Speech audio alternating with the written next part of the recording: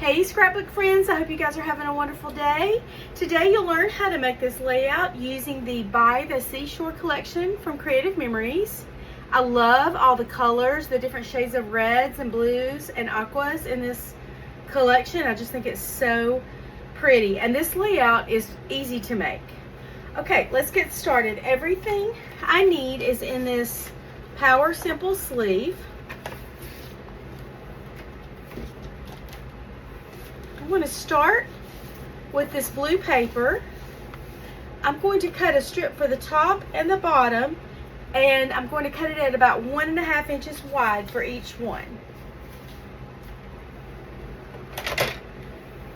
Using our 12-inch trimmer from Creative Memories, I'm going to line it up and measure at the 1.5 inch mark. Put my paper up to that line.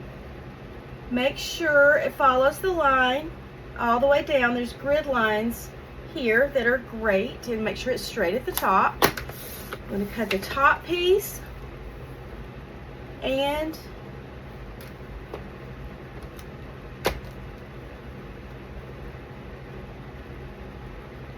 get it straight there, and the bottom piece. Okay, I'll set this aside to use as a border on something else. So that's that, and then I want to cut this beige piece. This is going to be the main piece that I'm building the layout on. It needs to be 12 inches wide, but 10 inches tall. So I want my pattern to go in this direction. It's like a subtle pattern. So I'm going to flip it this way and cut off right here. I'm going to cut 2 inches off to make it 10 inches. So let's line it up with the 2-inch mark here. Make sure it follows that line all the way down. Hold it in place and cut. Save this piece for another project. Okay, we're ready to go. So I'm going to grab my Creative Memories page.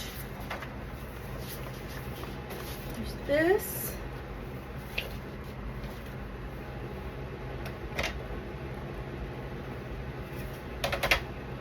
And my 2 pieces of blue. I'm going to use my repositionable tape runner on the back of these. I'll do the first one, just put some dabs all the way down. And that is a word we use in the South for a little bit.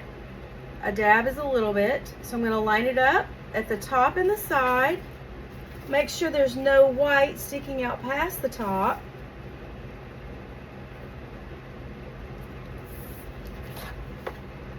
I flip it over just to make sure you can't really see it hanging out over, and it's pretty good. Okay, so I'm going to do the same thing here.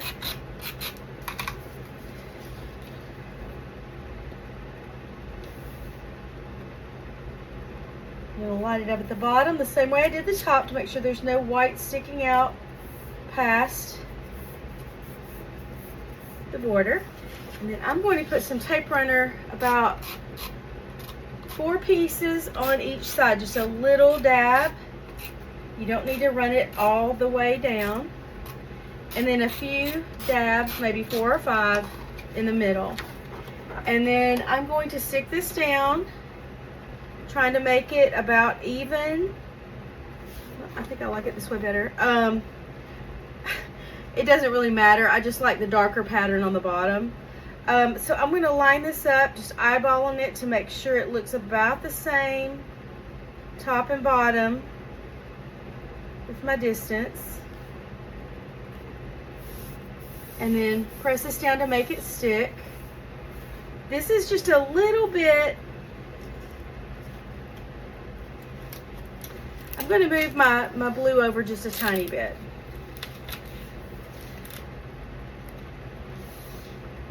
I don't want it sticking out past my beige. Now it does over here. Okay, I'm going to snip it just a little bit.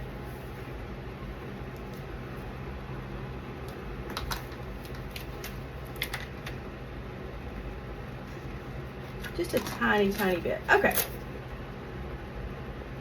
I could keep messing with it or just snip it, and I'm fine with snipping it. Okay.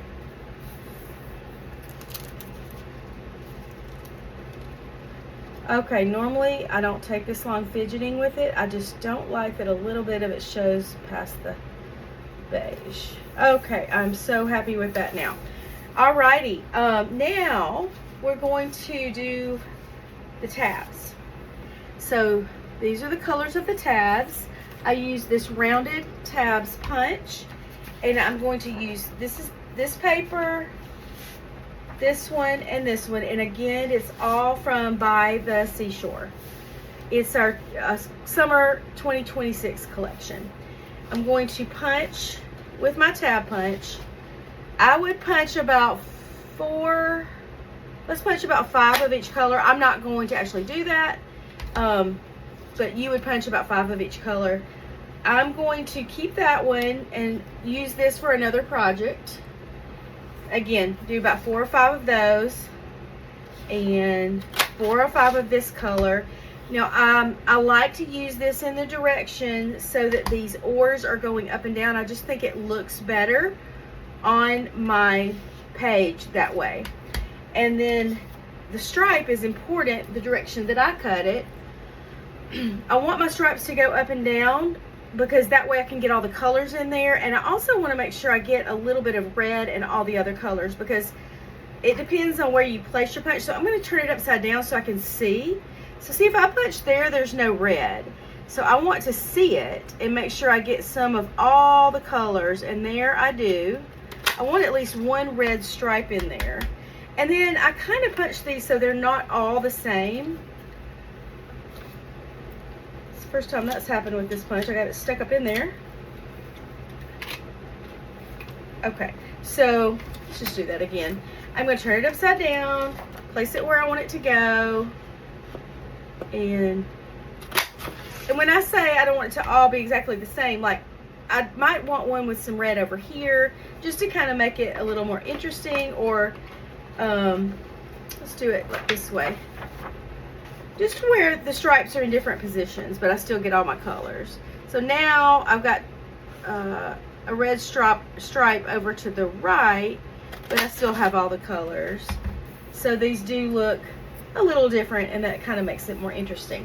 Now I have this little tray that I got as a Creative Memories gift from my upline, and I'm going to use, I just already pre-punched a lot of those. Okay, move that aside. I'm done with this paper, and this paper, so I'm going to set all of that aside out of the way. And now the rest is fun. So I'm going to look at this and position my colors of paper, my patterns of paper, the same way I did here. And if you'll notice, on the top I went aqua stripe red, and down here I did it backwards, red stripe aqua, just because I think it looks more interesting this way than having it exactly the same on the top and the bottom. So it kind of, I like the way your eye moves around the page more with it like that. Okay, so we're going to mount aqua first, add a couple of dabs of this and put this on the edge, and I'm placing it so that it's just right above where the beige is, but I do want some of the navy blue to show past the top. Okay, I'm going to fill this whole top row as quick as I can on the video, and then I'm not going to do it again on the bottom because you get the idea. I'm just going to try to do this quickly and get this video rolling. I don't like really super long videos personally. Okay, and I'm going to do my stripe.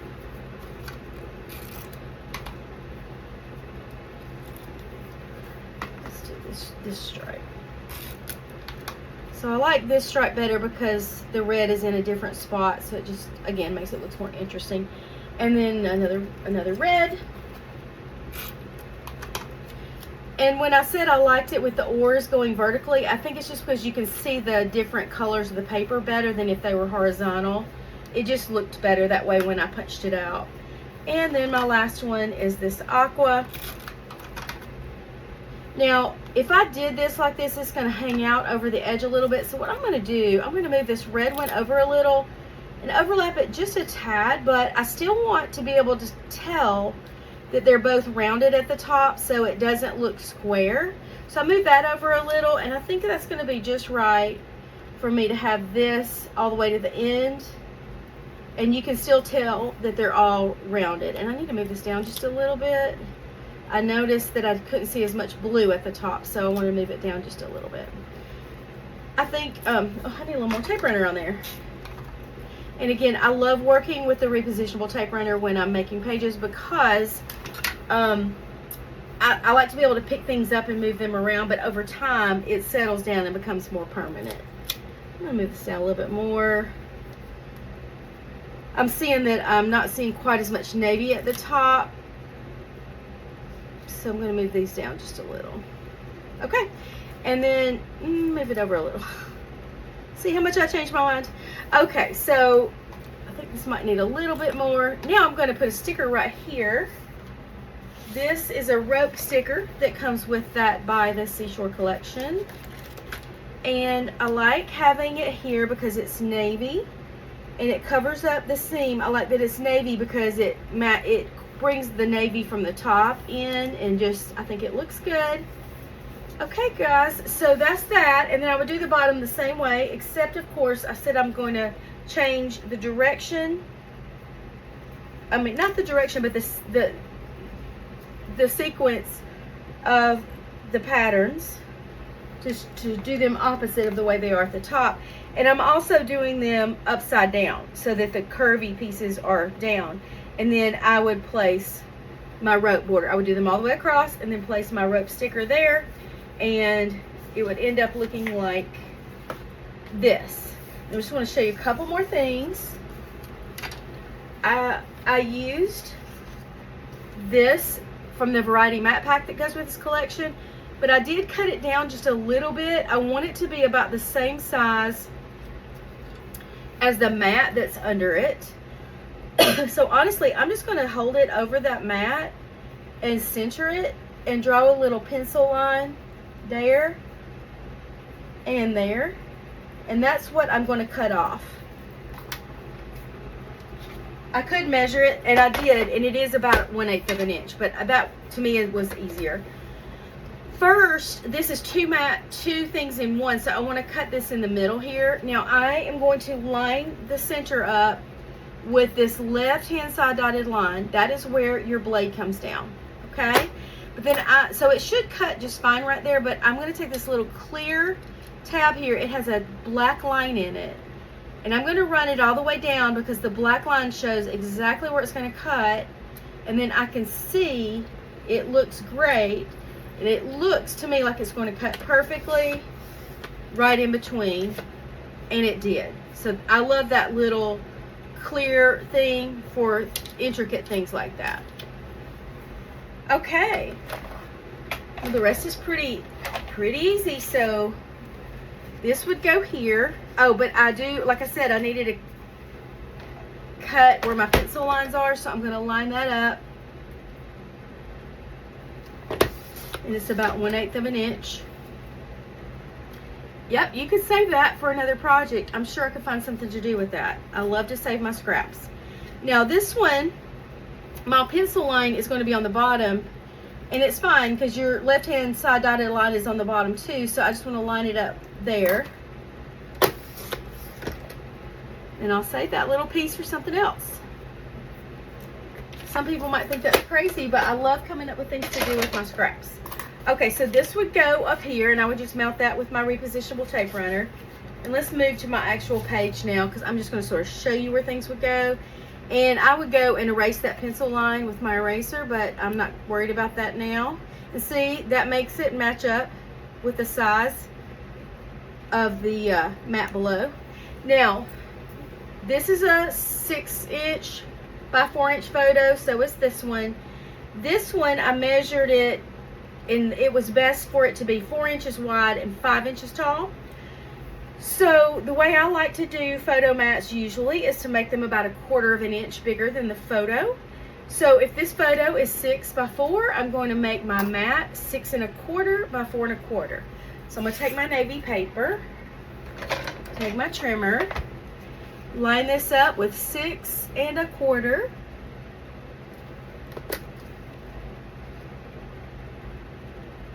Let me look at it a little bit closer. Yeah.